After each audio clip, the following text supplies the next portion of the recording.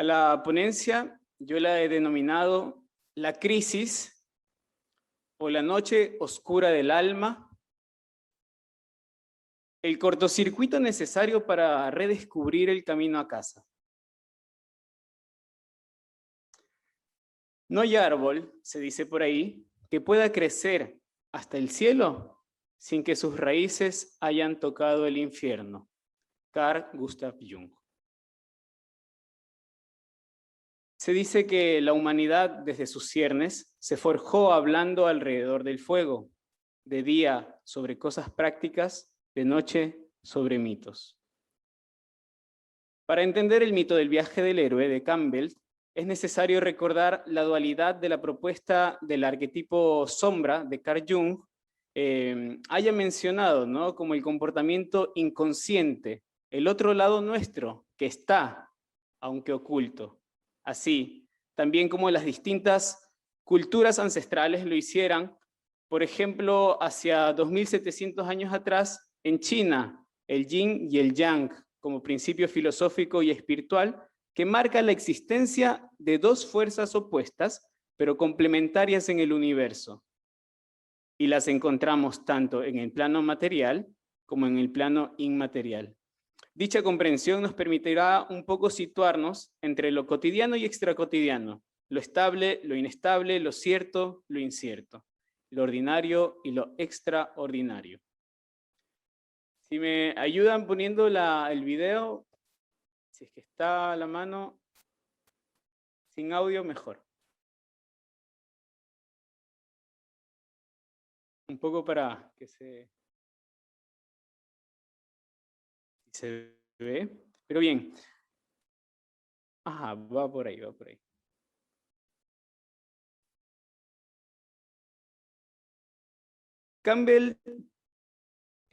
Joseph Campbell propone un viaje hacia el reencuentro con nuestro interior, la travesía espiral de volver a vivir la realidad siendo conscientes de la misión por la que estamos en este plano 3D, tercera dimensión.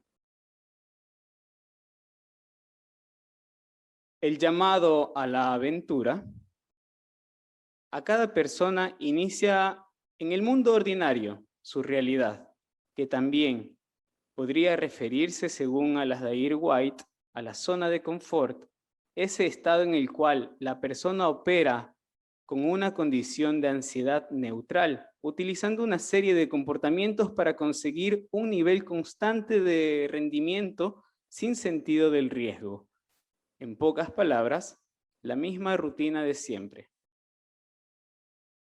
Y es la intervención metafísica, el espíritu buscando el alma, quien de alguna manera, sea por símbolos, personas, situaciones, plantas medicinales, nos comunica el llamado. ¿Qué provoca una ruptura de la realidad ordinaria? Por lo general, existe una etapa de negación de la persona, hasta que algo lo obliga, sea una guía, un libro, objeto, momento, que da el impulso a conectarse con el viaje.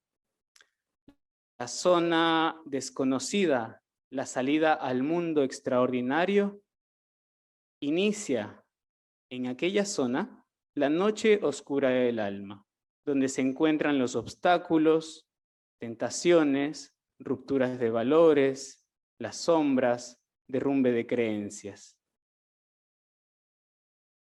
Y la persona cae en una caverna de miedos, inseguridades, culpas, penas, de la cual deberá poner a prueba los aprendizajes y las experiencias asumidas en el viaje. El cortocircuito necesario para redescubrir el camino a casa es el momento en que la persona cambia su forma de pensar y de accionar, a partir del cual comienza el ascenso hacia el examen final, donde pone a prueba sus nuevas vivencias. Al retorno a su mundo ordinario, la persona aprendió algo en el camino y vuelve transformado. Es ya 2 millones de años desde que el género Homo comenzó su migración en busca de mejores días, alimentos y estabilidad, afrontando las incertidumbres que el camino ofrecía, en esa jarana constante con la naturaleza, aprendió a respetarla. Gracias por el video. Según Yuval Harari, han ocurrido 3 revoluciones importantes para habitar el mundo ordinario actual. La primera revolución es la cognitiva, que brota hace 70.000 años, cuando empezaron a formar estructuras todavía más complejas llamadas culturas, citando a Harari. La convivencia en tribus, clanes, grupos sociales era fundamental para sobrevivir a las tempestades. En comunidad se cazaba y protegía. Además, se creaban ficciones, rituales, mitos, alrededor de la primera computadora, televisor, tablet, celular, el fuego. Hace 12.000 años sucedió la segunda revolución, la agrícola, con el cultivo de plantas y cuidado de los animales, que además pasamos de ser nómadas a vivir de manera sedentaria en pequeños espacios privados, siendo nuestra principal fuente de economía el trabajo de la tierra. Y hacia 500 años surge en la Europa post-renacentista la tercera revolución, la científica, en la que se difunden nuevos pensamientos de física, astronomía, biología, química y, para Harari, la humanidad empieza a adquirir un poder sin precedentes. Todo el planeta se convierte en una lisa histórica. Como consecuencia de la travesía, la llegada de la primera revolución industrial, que en apenas 200 años y un poco más se aceleran los procesos de producción material, donde la familia y comunidad son sustituidos por el Estado y el mercado, reflejando la extinción masiva de plantas y animales. Y casi sin darnos cuenta, ya entramos a una cuarta revolución industrial, donde la tecnología, la robótica, el internet son las protagonistas de nuestra era, acrecentando aún más la diferencia entre el sentir, pensar, actuar como campo y como ciudad.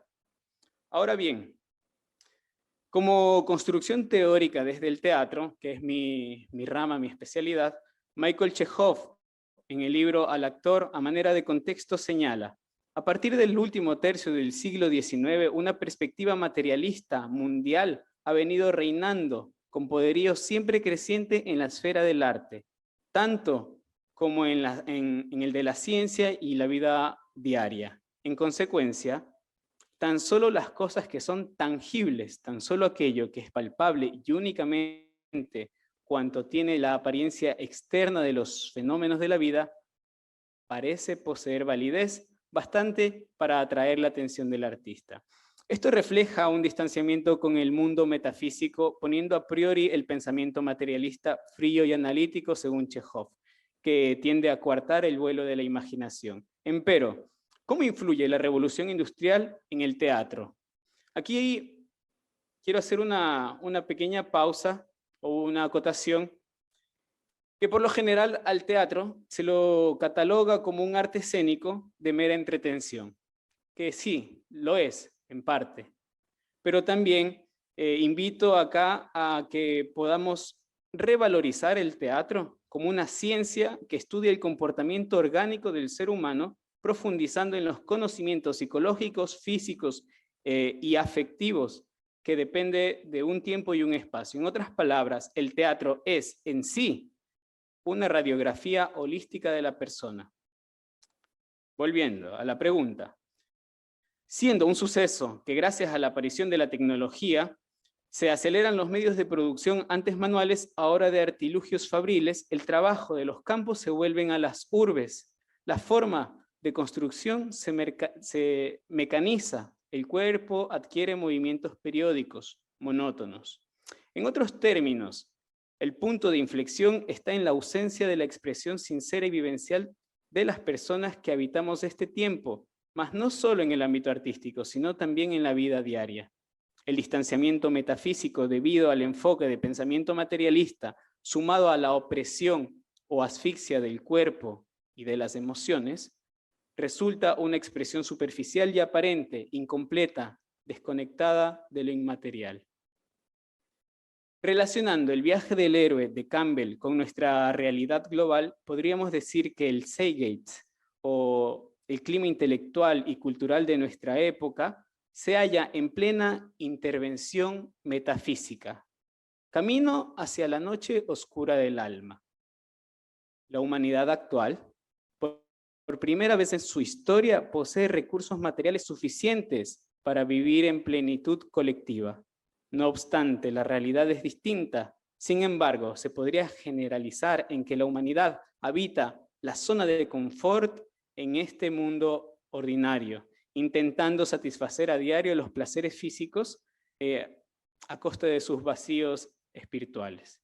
Se dice que la mayoría de las veces el universo nos habla en voz muy baja, en silencio, en coincidencias, en naturaleza, en recuerdos olvidados, en forma de nubes, en momentos de soledad, en pequeños tirones en nuestros corazones. Aquella intervención metafísica cada vez se va pronunciando más fuerte en el planeta, como son los cambios climáticos, sequías, terremotos, huracanes, erupciones, deshielos, subidas del nivel del mar, y desde finales del 2019, con la crisis sanitaria que nos ha colocado en jaque a la humanidad, desnudando nuestro verdadero rostro y accionar. Curiosa reflexión. Mientras los seres humanos nos encerrábamos, en varias partes del mundo los animales caminaban por las calles libres y sin miedo. Con los autos aparcados, en el silencio de las noches, se escuchaban las trompetas del apocalipsis, que la NASA lo llama cielomotos. De regreso a la nueva normalidad, todo hace prever que hemos negado los mensajes metafísicos. Si seguimos la lógica de Campbell sumado a los símbolos expuestos, se podría decir que estaríamos camino a otro crepúsculo de nuestra sociedad global. Si entendemos a la cultura como el reflejo del comportamiento social, se podría decir que la crisis está determinada por la ausencia, a mi opinión personal, de reflexión, identidad y memoria colectiva. Tal hipótesis la podemos analizar, por ejemplo, en la importancia en la mayoría de los centros educativos sobre las ciencias humanas, como la historia, la filosofía, o también como la dedicación al estudio y praxis de la ecología, la sensibilización por medio de las artes, el desarrollo de habilidades psicomotoras y el cuidado emocional. En breves, a manera de arqueólogo de la cultura, si nos trasladamos hacia el origen de las palabras, como si retornáramos al vientre materno o mirásemos las fotos de los abuelos, podríamos descubrir miradas alternas ante la situación presente, siendo la palabra cultura, sinónimo de cuidado del campo, que representaría para Cicerón el cuidado y cultivo del alma. Y la humanidad, que viene de humus, o tierra, hace referencia a la humildad. La pregunta, ¿qué tan cerca estamos con la tierra?